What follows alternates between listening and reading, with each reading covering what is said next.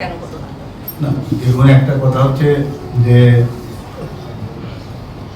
ওদের সাথে আমাদের কথাবার্তা হয়েছে, কিন্তু ওনারা যেহেতু ডিক্লেয়ার করে ফেলেছে তো সেই জায়গায় তারপরও আমাদের তরফ থেকে কিন্তু ওনাদের সাথে কথা হয়েছে এবং ওনাদের ওখানে গিয়ে কিন্তু কথা হয়েছে। এরকম না যে ওনাদেরকে ডাকানো হয়েছে। আমাদের তরফ থেকে সৌজন্যতার একদম পুরো যা যা নিদর্শন রাখা আমরা করেছি।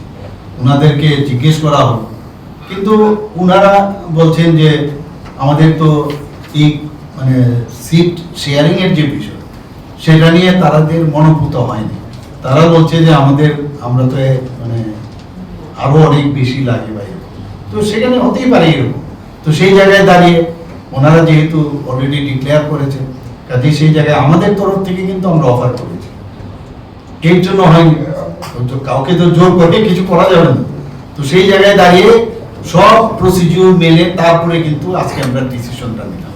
এরকম না আমরা আগে ডিসিশন দিয়ে দিয়েছি, তারপর সব ভেবে চিনতে পরে তারপর আমরা ডিসিশন